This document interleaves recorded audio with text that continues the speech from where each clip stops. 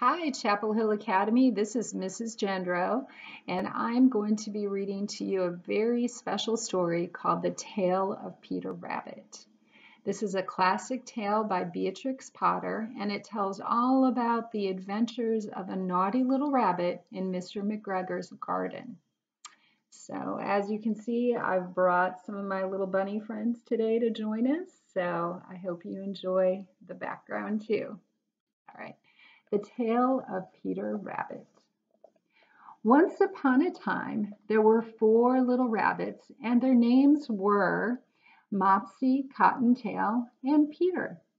They lived with their mother in a sandbank underneath the root of a very big fir tree.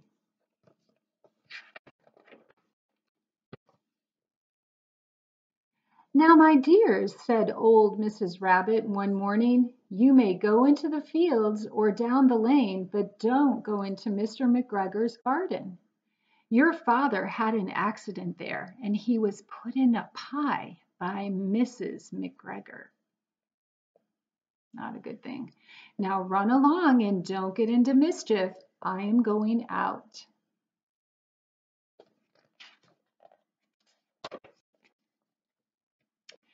Then old Mrs. Rabbit took a basket and her umbrella and went through the woods to the baker's. She bought a loaf of brown bread and 5 currant buns. Flopsy, Mopsy, and Cottontail, who were good little bunnies, went down the lane to gather blackberries.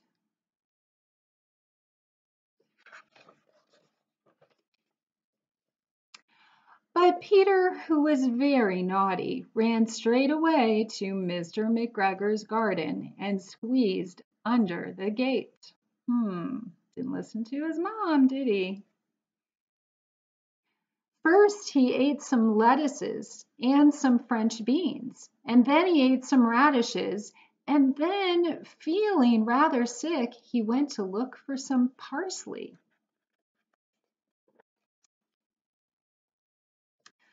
But round the end of a cucumber frame, whom should he meet but Mr. McGregor? Mr. McGregor was on his hands and knees planting out young cabbages, but he jumped up and ran after Peter, waving a rake and calling out, "Stop, thief!"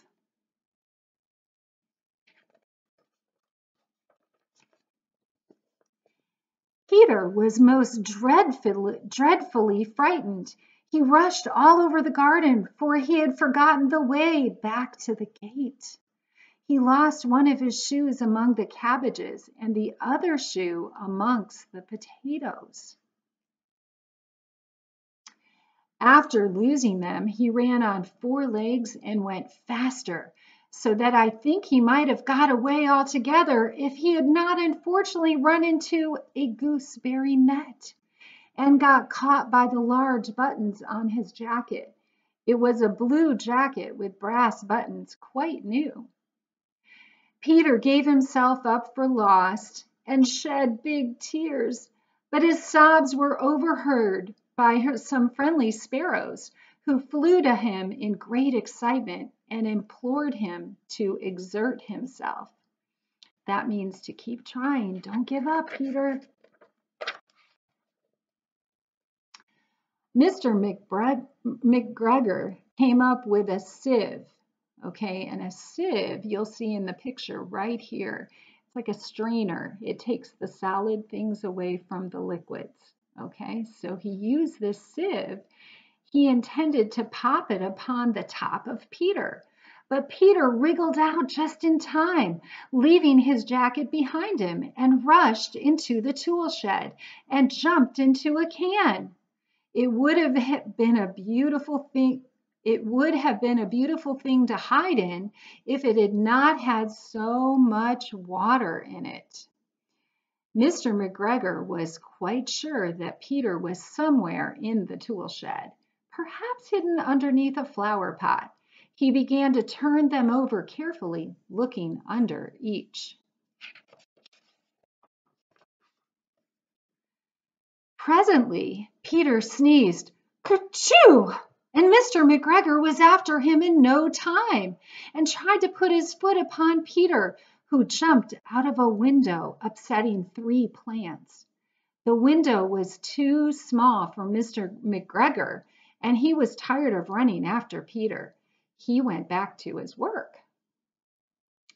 Peter sat down to rest. He was out of breath and trembling with fright, and he had not the least idea which way to go. Also, he was very damp and from sitting in that can. After a time, he began to wander about, going lippity-lippity, not very fast, and looking all around.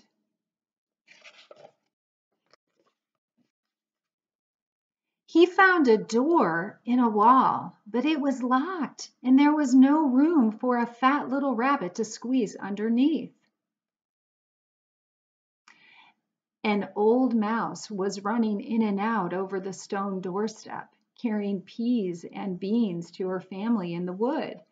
Peter asked her the way to the gate, but she had such a large pea in her mouth that she could not answer.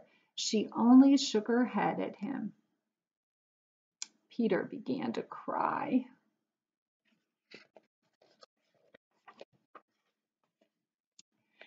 Then he tried to find his way straight across the garden, but he became more and more puzzled. Presently he came to a pond where Mr. McGregor filled his water cans. A white cat was staring at some goldfish. She sat very, very still, but now and then the tip of her tail twitched as if it were alive. Peter thought it best to go away without speaking to her. He had heard about cats from his cousin, little Benjamin Bunny.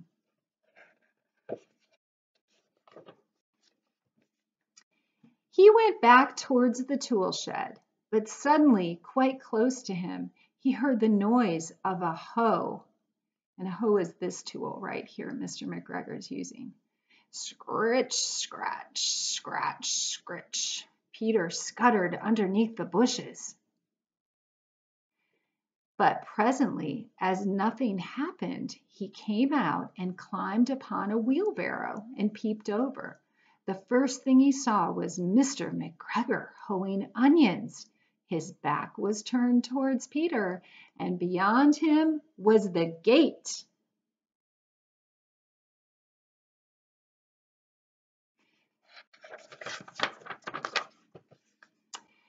Peter got down very quietly off the wheelbarrow and started running as fast as he could go along a straight walk behind some black currant bushes. Mr. McGregor caught sight of him at the corner, but Peter didn't care. He slipped underneath the gate and was safe at last in the wood outside the garden. Mr. McGregor hung up the little jacket and the shoes for a scarecrow to frighten the blackbirds. And Peter never stopped running or looked behind him till he got home to the big fir tree.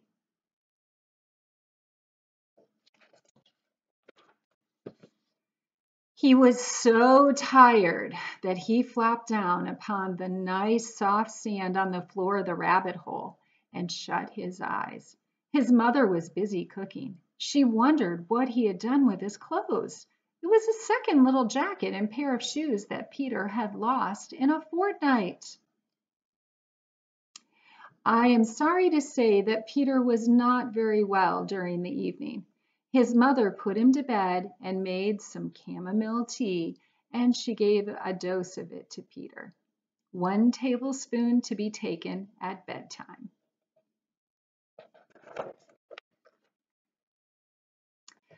But Flopsy, Mopsy, and Cottontail had bread and milk and blackberries for supper. The end. All right, everybody, I hope you enjoyed this story.